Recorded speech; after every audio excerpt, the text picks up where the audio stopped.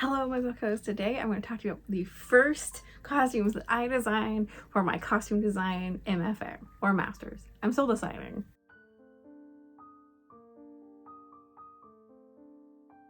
Hello and welcome to Bookhoarding with Bianca. I am Bianca, and if you haven't been following along, then you might not know that I have just started costume design school.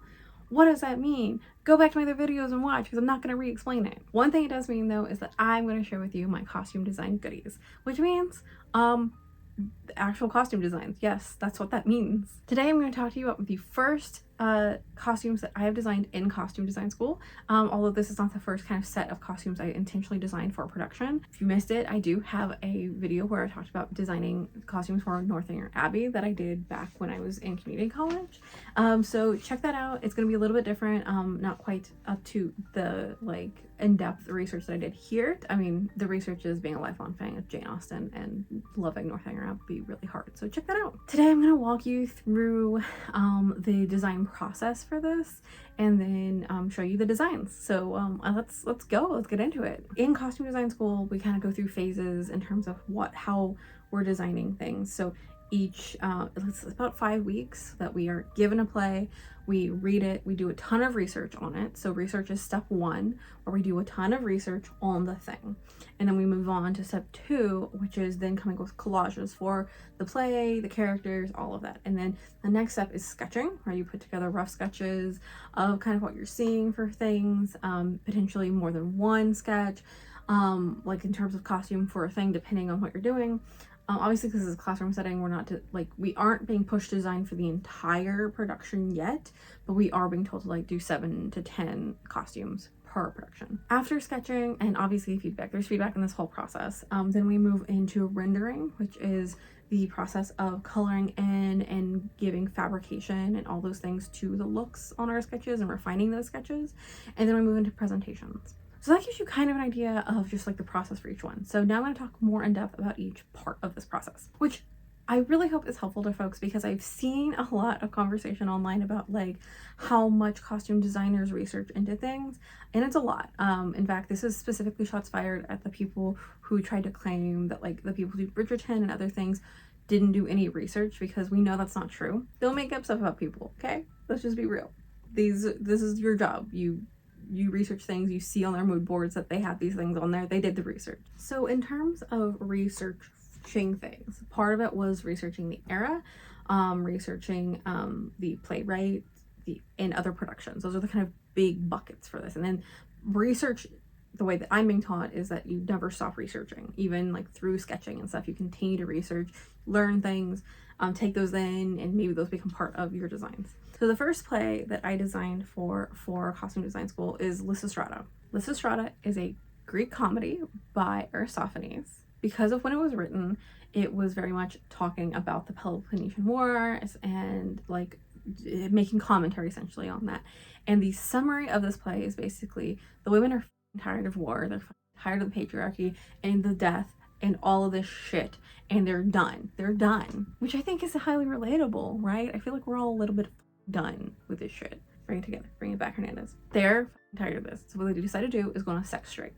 Now again, this is ancient Greek play. A lot of this stuff is stuff that wouldn't fly normally in current conversations about all this stuff, but it is essentially a battle of the sexes in terms of men versus women withholding sex from men. There's not problematic stuff in there, right? There's things that are problematic. Battle of the sexes, we are withholding sex until you declare peace. And this is very bawdy. There is a lot of discussion of sexual things,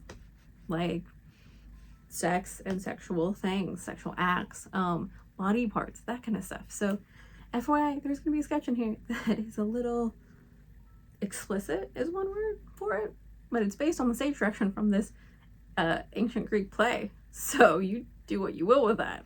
So I'm going to run through some past productions really fast, just so that you understand where I was coming from in terms of looking at how other people were already doing this and taking away from this thing. The Second Greatest Sex is set in the 1800s, 1880s Kansas, but it was made in the 1950s. It is just 1950s does Victorian. It is just made on a 1950s block. All the costumes look very okay, vaguely historical-ish, but really could easily be worn to not historical things. You know what I mean? We all know what I mean. This one also is like so vague. A lot of these get really vague in terms of like the source material, and that is the art of adaptation, right?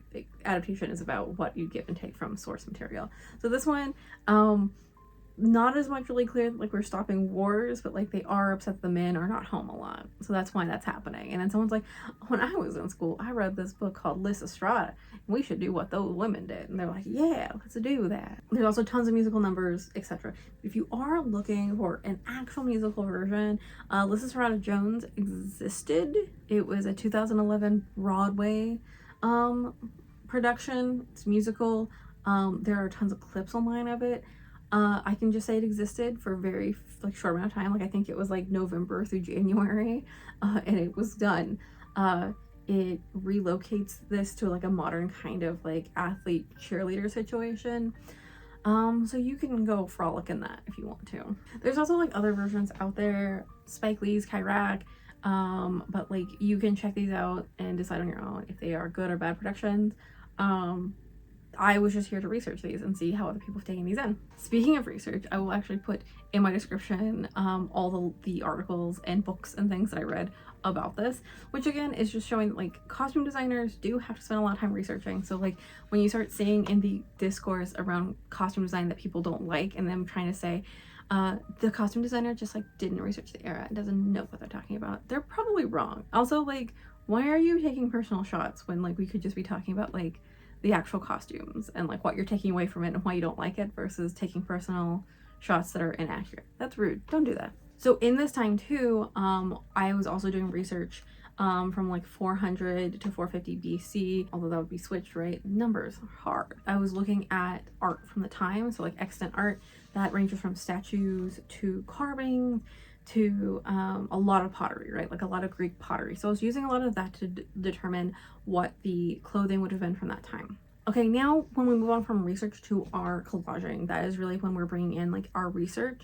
but also the kind of vision. What are we trying to say? What is the concept for the play I'm designing for? So for me, I approached this first assignment thinking about where I saw a lot of productions for Lysistrata, which was college campuses. A lot of places were putting this on around like colleges. So because of that, I wanted to center students in that kind of age and also bring the clothes a little bit closer to that, closer to modern, with ancient Greek inspired things. And it's almost like this play is set in like the kind of Hercules, like almost fantasy adjacent space, like where we are fantasy historical adjacent, where it's not quite fully historical, not quite fully modern. It's in this whimsical space. So because of this, I wanted these clothes to have a touch of modern or contemporary, if you will, and a touch of ancient Greek. So that's why I thought about like also budget and thinking about what are some basic things that you see all the time at thrift stores, and it's t-shirts. You see so many t-shirts at thrift stores.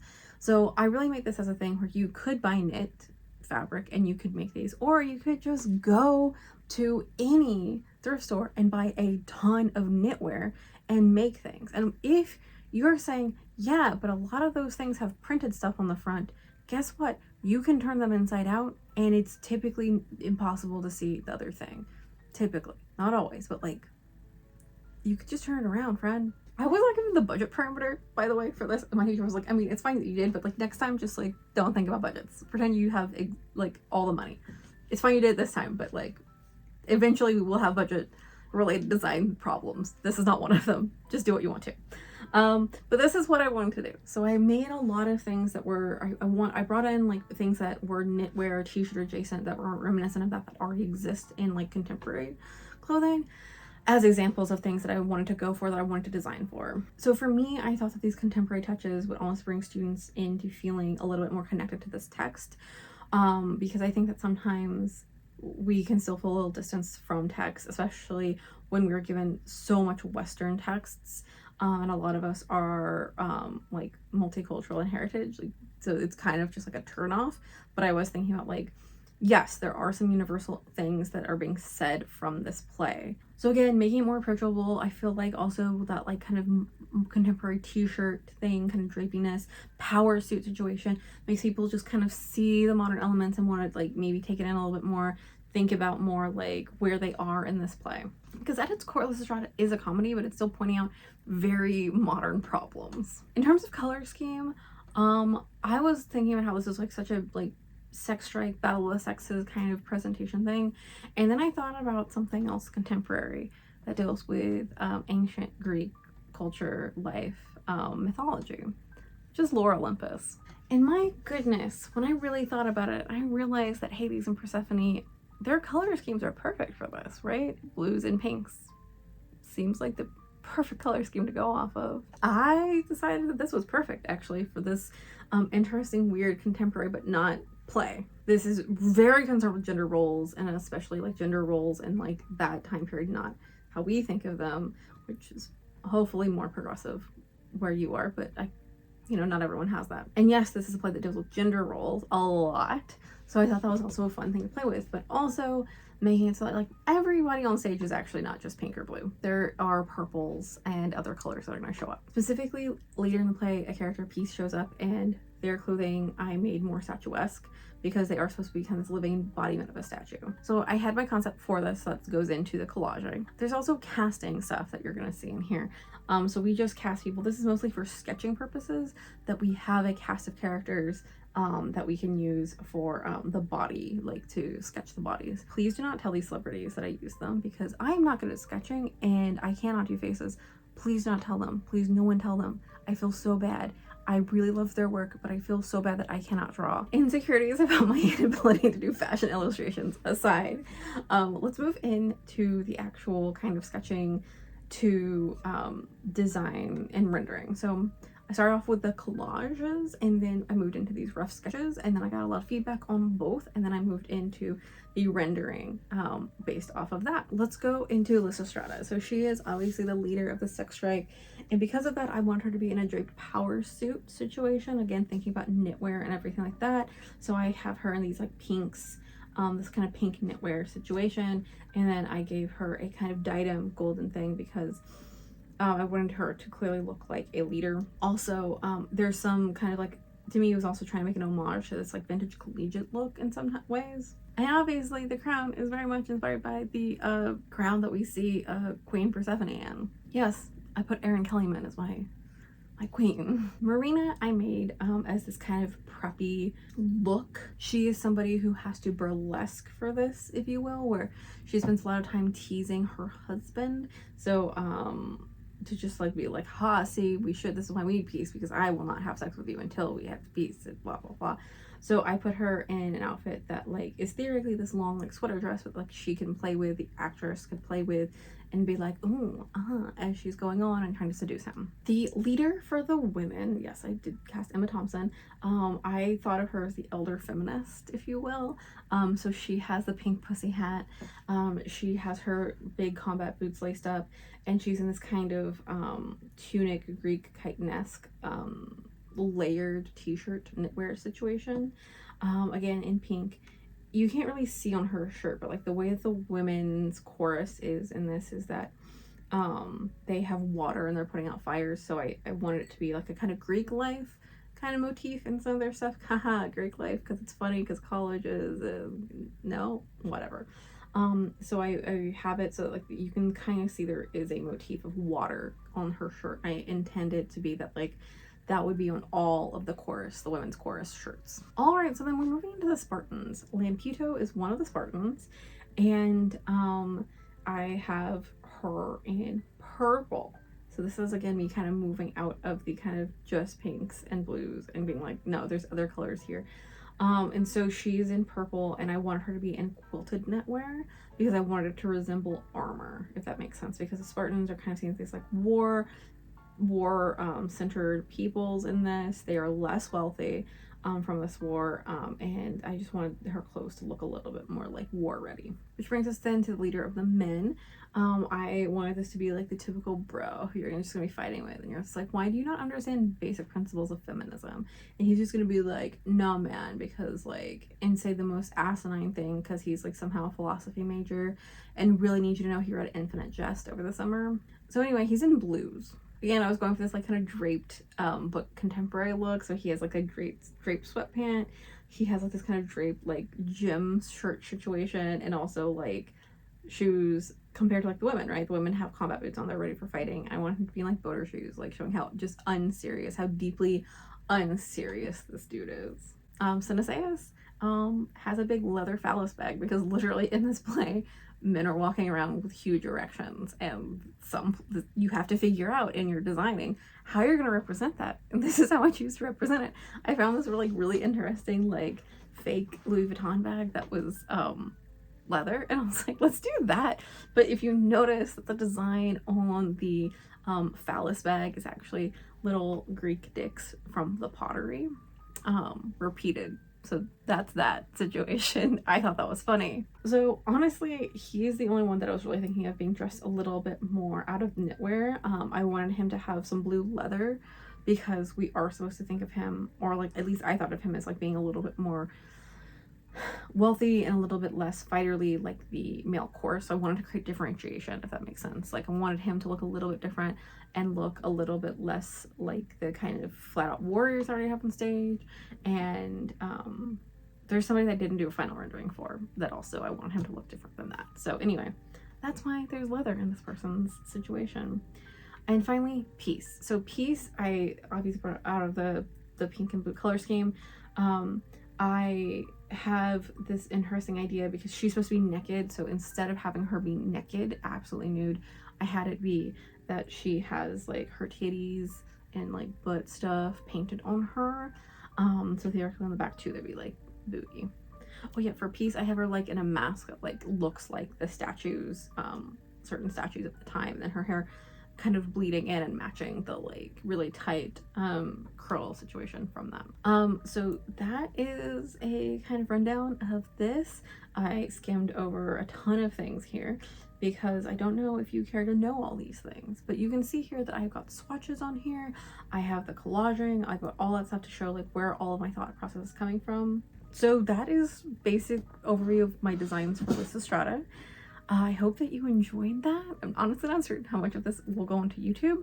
So like, if you're watching this and you're like, certain things seem censored, patrons got the full uncensored look at this. So if you're confused, they will have that. Bleeps removed. Bleeps are only added for YouTube. And I think blurring also will have to happen for YouTube for this because it's that kind of play. So that being said, you can join my Patreon, link in my description, if you want to see those things, and also support me going to costume school, which is not cheap, but it's also really f***ing fun. And also again, watch my uncensored videos if you want to. This is the life I lead now. Thank you so much for joining me. You know, you can leave tips on coffee, you can check out all the things, but I also just want to say thank you like for checking out fun costume design stuff as I'm going to costume design school. Thank you for like being really cool people. Overall, like my community has been like great and supportive and understands where I'm coming from, so that's really nice. Anyway, I guess that's about it. I will at the end of the semester show you, obviously I will have 2 more plays I will design by then, so that'll be exciting, right? Okay, enough rambling. Thank you so much for joining me, and don't forget to make it so.